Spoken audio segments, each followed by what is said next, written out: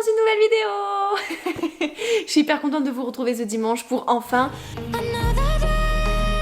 refaire une revue littéraire. J'ai trop hâte. Comme j'avais dit dans mon ancienne vidéo, j'avais pas pu faire une revue littéraire dimanche dernier, donc je suis super contente de vous retrouver pour ce petit rituel qu'on a maintenant tous les dimanches. Je vais essayer, je vous le dis d'avance, de faire une vidéo plus courte, plus dynamique, parce que j'en ai marre de toujours faire une vidéo qui dure 20 à 30 minutes. Je me dis à un moment donné, Iris, sois concise, mais mon cerveau, je ne suis pas sûre qu'il soit d'accord avec ma personne. Voilà, peut-être qu'on va avoir un conflit intérieur et extérieur aussi, vu que ça va se ressentir sur la vidéo, mais je vais quand même essayer. Bon, du coup, je reviens avec 3 livres, enfin, une série complète, un polar. Ah, ça c'est nouveau sur ma chaîne. Et un livre jeunesse, aventure, romance. Donc vraiment très cool. Je vais commencer parce qu'il y a beaucoup de choses à dire, donc on va commencer illico presto. C'est la série Boutons et dentelles, que j'ai lu sur ma liseuse du coup, qui m'a coûté 9 € je crois chaque tome à peu près, puisque c'est sur la liseuse donc c'est moitié prix. Heureusement, vous me direz, parce que putain sinon ça serait cher pour une liseuse. Du coup c'est, alors beaucoup de choses à dire, c'est une dark romance. Voilà, trigger warning les gens si vous ne voulez pas écouter de la dark romance, mais j'aimerais bien parce qu'il y a quand même un débat à faire dedans, enfin un débat.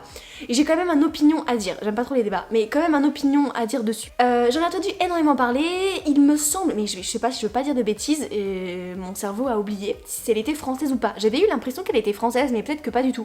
Mais du coup, j'ai lu Boutons et dentelles parce que je l'ai vu passer énormément sur BookTok, et je ne suis pas contre la dark romance, je le répète. Chacun peut lire ce qu'il a envie, tout simplement. Sur Wattpad, on a beaucoup de... Je ne suis pas responsable de ce que vous lisez, hein. Faites ce que vous voulez. Mais, pour ceux qui ne savent pas, je vais déjà vous faire un bref résumé. On suit une jeune fille qui s'appelle Pearl, qui a une vie, ma foi, totalement banale, qui vit à New York avec son copain, mais ça se passe... leurs couples sont un peu plan-plan, enfin ça fait des mois qui font plus l'amour entre guillemets, qui se parlent plus, enfin bref, tout un bordel.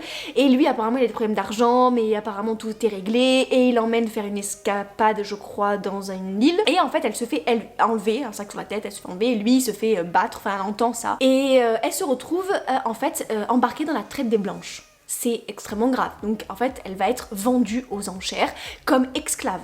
Il faut savoir que ça existe vraiment, la traite des blanches, même la traite de tout en fait. Parce que je dis la traite des blanches parce que c'est ce qu'ils disent dans le livre, ce sont leurs mots. Mais les esclaves de n'importe quelle personne, enfin femme, ça existe dans notre monde. Horrible. Et en fait, elle va tomber sur un homme odieux. Donc là, c'est des énormes trigger warnings. On n'est pas sur de la petite dark romance, d'accord? Donc des gros trigger warnings. Tout ce que vous imaginez de sexu et de violent, mélangez les deux. Les trucs les plus horribles que vous avez entendus dans votre vie ou que vous avez dans votre tête, je ne veux pas savoir. Je ne veux pas savoir. Et ben, c'est écrit dans ce livre-là. Et en fait, elle va tomber sur ce mec-là, qui en fait va développer des sentiments. C'est pas possible, pour moi ce n'est pas possible. Tu peux pas faire ça à une femme et avoir des sentiments, non c'est pas possible. Et en fait elle va essayer de s'enfuir, mais un autre méchant va la prendre parce que il veut faire payer donc Bones, le premier vraiment mec très odieux, enfin même plus qu'odieux, même ce mec est horrible. Et elle, en fait, donc ce mec là s'appelle Crow, il va la kidnapper à Bones, et en fait, il va vouloir la prendre comme esclave, mais il va pas y arriver. Donc c'est quand même quelqu'un de très mauvais, hein. Crow, c'est un trafiquant d'armes, il blanchit de l'argent, c'est, voilà, on tourne dans la mafia italienne, il s'appelle Crow Brazeretti, je crois, il a un frère qui s'appelle Kane, et en fait, c'est vraiment, voilà, mafieux pur et dur, quoi. Et, en fait, il va la traiter comme son esclave, mais pas totalement, hein. Il va s'apercevoir qu'il a pas forcément envie de le faire pleurer tout le temps, ça reste quand même un homme méchant.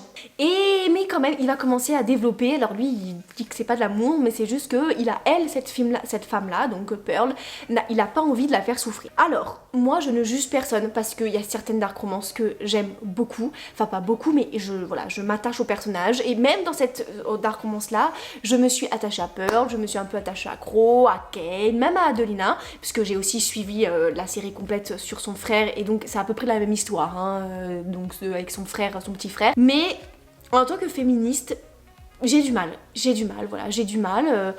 parce que je comprends pas comment on peut accepter de tomber amoureuse. Après, le syndrome de Stockholm, c'est vu et revu, ne serait-ce que dans la Casa des Papel, celle qui a les cheveux frisés et celui que j'adore, mais je m'en souviens plus, désolée des prénoms. J'adore, c'est un syndrome de Stockholm, mais franchement, dans la façon dont ça a été mené, on ne peut que trouver ça touchant et on ne peut qu'aimer le couple. Là, c'est des personnalités masculines qui prennent leurs pieds en faisant des choses, pas genre, j'allais dire genre taper un peu, déjà ça c'est horrible, mais c'est vraiment en maltraitant d'une façon extrême des femmes. Et c'est vrai que, ben, même si lui il veut pas, voilà, il va quand même faire des choses vraiment pas cool. C'est depuis que le monde est monde qu'il y a les bad boys et les good girls, même si maintenant on avance un peu la tendance et je trouve ça super cool. Voilà, je voudrais juste, moi c'est pas que je prends parti du tout, je veux pas parce que je vois sur BookTok d'ailleurs récemment il y a énormément de drama par rapport à ça. En fait, moi, tout le monde a le droit de lire ce que tu veux, mais si j'avais un enfant, une fille plus particulièrement, je ne pense pas que je serais d'accord qu'elle lise ça à 14, 15 ans ou 16 ans. J'ai peut-être pas forcément envie qu'elle pense que la vraie vie, ça serait de se marier avec un mafieux et voilà, de se faire sauver en étant capturé et d'avoir ça comme fantasme. Après, chacun ses fantasmes. Mais moi, quelque part, ça me dérange, vraiment. Je trouve que c'est dommage, vraiment très dommage. Qu'il y ait un côté bad boy, top. J'adore ça, je suis férue de ça. Qui a un côté bad girl, parce que vous allez vous dire il y a que des hommes dans le truc. Non, je aime autant les hommes que les femmes.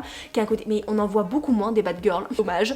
On voit des femmes badass de plus en plus, alors des bad girls c'est quand même vachement rare. Mais oui, enfin, ce tips là de, je veux dire, de roman, bon, bah c'est vieux comme le monde et ça marche et moi ça me plaît. Mais de là à vraiment rentrer dans quelque chose de très violent, non, ça n'a pas, je trouve que ça n'apporte absolument rien à la cause féminine, ça n'apporte rien à les relations hommes-femmes. Il faut juste que tu sois très bien averti, que tu aies plus de 18 ans pour moi et que tu saches que ce n'est pas la réalité et que si un jour tu te fais capturer pour être vendu et être vu tous les jours de la semaine par des gens horribles et que tu te fais capturer par quelqu'un d'autre, non, je pense que enfin, c'est pas je pense, c'est juste que ta vie, enfin, tu vas mourir de l'intérieur quoi. Enfin, c'est juste bizarre de parler comme ça, mais c'est vraiment que c'est un sujet qui me touche parce que d'un autre côté, je respecte totalement les gens qui aiment la dark romance, totalement, je ne porte aucun jugement, mais moi, voilà, comme je disais, voilà, je vais pas me répéter, mais moi j'ai lu des dark romances qui m'ont plu, même s'il y a des moments qui sur la réserve, mais c'est vrai que celle-là, je me suis pourtant attachée à certains des personnages,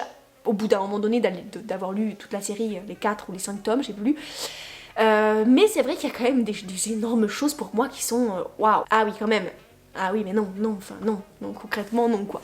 Du coup voilà, ça m'a fait du bien de vous en parler et surtout bah, ça m'intéresserait de savoir votre avis. Et peut-être qu'il y en a qui s'en ont contre-fou d'ailleurs, qui en lisent pas du tout ou qui trouvent ça pas normal ou tout ça, mais c'est vrai que c'est quand même un grand thème de lecture de romance. Pour ceux qui disent, est-ce qu'il y a des gens qui lisent cela ou qui sont pas au courant, oui, beaucoup de femmes lisent de la dark romance. Donc voilà. Donc ça c'est mon opinion, c'est personnel, sans jugement, ce n'est vraiment que personnel. Voilà. On va passer à un autre sujet, donc plutôt un autre thème qui n'a absolument rien à voir, c'est ceci, pour faire une petite coupure, c'est La Vengeance des Étoiles, donc de Tarassim, en collection Bayard, ça m'a coûté à peu près 18€, je trouve la couverture trop belle, évidemment comme vous voyez pas mais parce que la lumière, mais c'est noté avec mes petits papiers, j'ai beaucoup aimé, alors ça m'a fait sortir d'un truc, en fait, on va suivre en fait une jeune fille qui s'appelle Anguille, qui est sur un bateau, et en fait sur un bateau d'un pirate qui utilise des enfants pour s'occuper du bateau. Mais le problème, c'est que en fait, c'est pour payer des dettes. Souvent, c'est les parents, donc on est dans les années, je sais pas, au niveau de la royauté, quelque chose comme ça. Et les parents, bah, quand ils n'ont pas d'argent, comme ça se faisait sûrement à l'époque, vendaient leurs enfants pour en fait pouvoir subvenir en fait à leurs dettes, pour pouvoir être payés. Et du coup, les enfants doivent faire tout un tas de tâches vraiment odieuses pour cumuler du temps pour en fait avoir leurs dettes remplies et dans ce cas-là pouvoir partir du bateau. Et Anguille, elle a été vendue donc par ses parents parce que il y avait une dette, mais elle savait pas exactement pourquoi du comment. Et Anguille est restée 7 ans. Elle est rentrée depuis ses 7 ans, je crois, et du coup elle a 17-20 ans. Et en fait, elle va réussir à sortir de ce bateau-là, donc je vous raconte pas comment, mais elle va vouloir se venger, mais genre vraiment se venger. Et d'ailleurs on comprend totalement, sachant qu'en fait quand elle rentre sur le bateau, elle doit plus s'appeler par son prénom, elle doit s'appeler par en fait ce qu'ils appellent, parce que les enfants en général sont appelés les bestioles et ils ont tous des surnoms et elle a un surnom qui s'appelle Anguille. Et du coup elle va quand même sortir et rentrer quand même dans son village port, parce que c'est un port qui est neutre en fait et qui est entre deux continents qui se font la guerre. Et en fait il y a un quartier des vices, il y a un quartier des plaisirs, enfin c'est très bien amené. Et elle va rencontrer Zaro qui est en fait le fils de celui qu'elle veut se venger. Mais elle va être aidée elle va être aidée de quelqu'un qu'elle a sauvé de la noyade. Un homme mystérieux qui semble être riche et qu'en fait elle l'a sauvé et qui lui doit une dette et du coup tous les deux ils vont essayer de la venger en fait du capitaine et de la personne qui est encore plus au-dessus et il faut savoir que c'est le fils donc Zaro qui va aussi être confronté. Et ils vont se rencontrer tous les deux. C'est super cool. C'est super cool, c'est une badass girl. C'est un mec plutôt cool, plutôt intelligent, plutôt sensible et en même temps il a pas mal de choses à prouver. Il a accro au jeu aussi. Il manie super bien les cartes. Et alors, là où je voulais vous en parler, c'est que la communauté LGBT est mise en valeur dans ce bouquin. Et j'aurais jamais cru. Jamais cru. Il faut savoir que les deux personnages principaux, donc il y a Anguille et il y a Zaro. Zaro est bisexuel en fait. Il est bisexuel ou pan, je sais pas trop, mais il sort avec des amants autant que des amantes et il faut savoir que dans le quartier des vices, c'est ce qui est super, c'est que les gens se battent contre les croupiers, je crois que ça s'appelle, ou ceux qui distribuent les cartes et qui vérifient. Eux en fait sont des tricheurs professionnels et le but c'est pas de se faire avoir par les croupiers. Et en fait ils sont non genrés et ils sont juste là parce qu'ils sont extrêmement beaux, mais ils sont androgynes et non genrés. Et après, du coup, tu peux être avec, devenir ton amant ou ton amante. Et franchement, mais je trouvais ça excellent. Et le bras droit, enfin la garde du corps entre guillemets d'Anguille, je vous dis pas son vrai nom, et avec une femme. Donc c'est un couple de femmes qui sont des deux guerrières qui se battent super bien, trop bien. J'étais super contente parce que de base, bon c'est l'histoire d'un couple hétéro, mais franchement, la communauté LGBT dedans, elle ressort. Et ça m'a fait grave plaisir parce qu'il y a un côté très aventure, très piraterie, donc j'ai été super contente d'avoir ce petit bijou, et sachant que c'est le tome 1. Donc j'ai tellement hâte de lire la suite. Il vient de sortir par contre, donc avant d'avoir le tome 2 je pense que je vais devoir attendre au moins 1 an. Mais très envie de continuer pour savoir ce qui va se passer en fait. Parce qu'il y a énormément de rebondissements. Sachant que en plus de tous ces rebondissements, de toute cette quête à la vengeance, en plus il y a une maladie qui fait rare, c'est la maladie des cendres. Donc c'est une grippe et puis t'as des taches en fait, un peu comme la peste je dirais. Mais t'as des taches noires et tu deviens très brûlant et en fait tu t'en meurs. Et on sait pas d'où vient cette maladie là. Du coup, il y a toute une histoire un peu aussi de recherche, de mystère, dans une ville vraiment corrompue à mort. Enfin, vraiment un petit bijou, donc je le recommande à 10 milliards de pourcents. Pour ce qui est du dernier livre, c'est celui-là. C'est Qui a tué Rose. Je lis très peu de polar, tout simplement parce que j'ai une pile de pales qui est immense, que chaque mois il y a des livres, romances, fantasy qui sortent en veux-tu, en voilà, et du coup je dépense tout mon argent là-dedans, alors qu'il y a des polars qui m'appellent, et il y en a un qui m'a appelé, qui est sorti, donc qui s'appelle, donc qui est bien Qui a tué Rose, et en fait j'ai été attirée parce que je suis fan du film Gone Girl.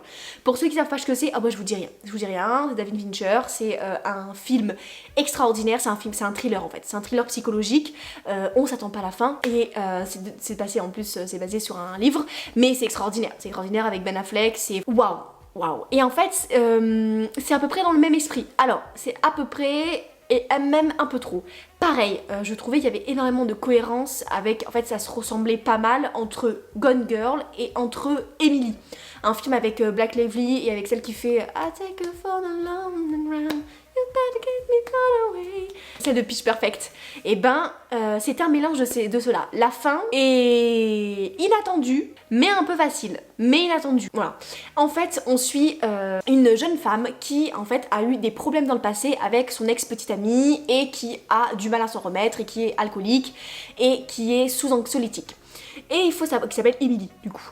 Et en fait, elle va assister à un accident de route mortel d'une jeune fille qui s'appelait Rose Graham et qui était extrêmement connue dans la ville parce qu'elle sortait avec le célèbre romancier de polar, Sian Graham. Et ils avaient un fils qui s'appelle Jack.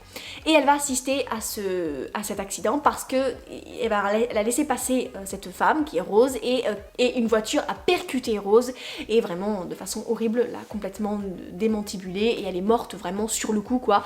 Mais elle a sauvé son gamin. Et en fait, elle va penser qu'au début, c'est à cause de son ex que elle est morte et que ça aurait dû être elle parce qu'elle est devenue complètement paranoïaque. Sauf qu'elle va commencer à vraiment s'intéresser aux réseaux sociaux et la parano fait que des fois, on devient complètement addict et complètement bizarre. Et elle va commencer à regarder tout le temps la page Facebook et à aimer un peu trop la vie de Rose. Et tellement qu'elle va l'aimer, en fait, elle va vouloir postuler au poste que Rose a laissé derrière elle. Et en fait elle va rentrer dans sa vie petit à petit et elle va en fait s'immiscer dans sa vie et commencer en fait à vouloir vivre carrément la vie de Rose. Donc ça implique être les amis de ses amis et être la petite amie de son mari du coup.